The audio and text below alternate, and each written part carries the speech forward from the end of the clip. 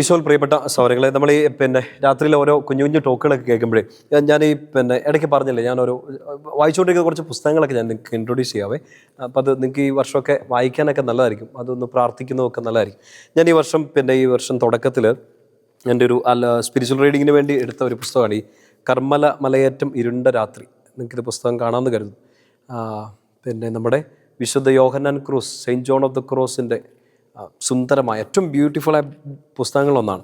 അപ്പോൾ അതൊരു ആത്മകഥാംശപരമായിട്ടുള്ളതാണ്. പ്രത്യേകിച്ച് ഒരു സ്പിരിച്വൽ ഡ്രൈനസ്, നമ്മുടെയൊക്കെ ലൈഫിലൊക്കെ ഉണ്ടാകുന്ന ഒരു ഡ്രൈനസ് ഉണ്ടല്ലോ, ഒരു ആത്മീയ എന്താ പറയുന്നത്, ഡ്രൈനസ്, ഒരു ഉണങ്ങിയ അവസ്ഥ, ഒരു ഉണർവില്ലാത്ത അവസ്ഥ, അതിനെക്കുറിച്ചൊക്കെ നല്ല ബ്യൂട്ടിഫുള്ളായിട്ട് ഭയങ്കര ഡീപ്പ് നോളജ്, അതിനേക്കാൾ മുകളിൽ നിൽക്കുന്ന പരിശുദ്ധാത്മാവിൻ്റെ ഒരു ജ്ഞാനത്തിൽ എഴുതി വെച്ചിരിക്കുന്ന കാര്യങ്ങളാണ്.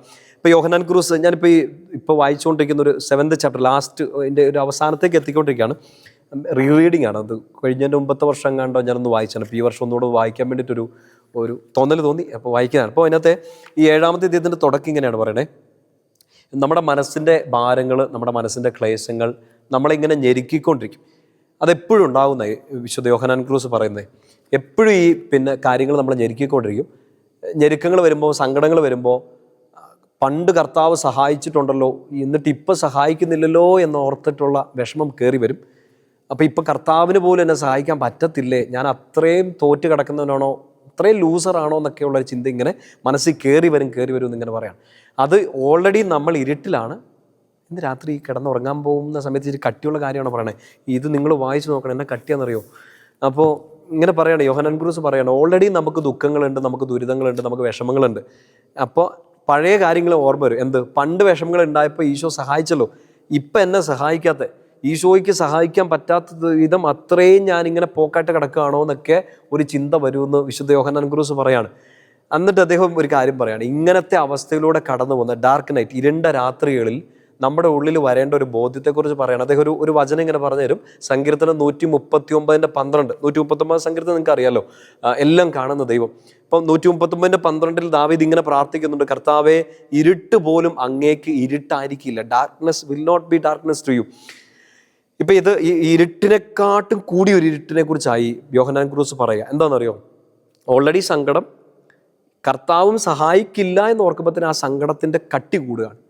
സോ ഓൾറെഡി ഡാർക്ക്നെസ് ആണ്, ആ ഡാർക്ക്നെസ്സിൻ്റെ ആധിക്യം കൂടും, വിഷമം കൂടും. ഓൾറെഡി വിഷമം, ആ വിഷമത്തിൽ കർത്താവ് സഹായിക്കില്ലെന്ന് ഓർക്കുമ്പോൾ ഇരുട്ട് കൂടും. അവിടെയാണ് ഈ വചനത്തിൻ്റെ പ്രസക്തി. സങ്കീർത്തനം 139:12, ഇരുട്ട് പോലും അങ്ങേക്ക് ഇരുട്ടായിരിക്കില്ല. എന്ന് വെച്ചാൽ എൻ്റെ ഏറ്റവും ഡീപ്പസ്റ്റ് സോറോ, എൻ്റെ ഏറ്റവും വലിയ നിരാശയും, എൻ്റെ ഏറ്റവും വലിയ ഇരുട്ട് പോലും എൻ്റെ കർത്താവിന് ഇരുട്ടല്ല. He can bring light.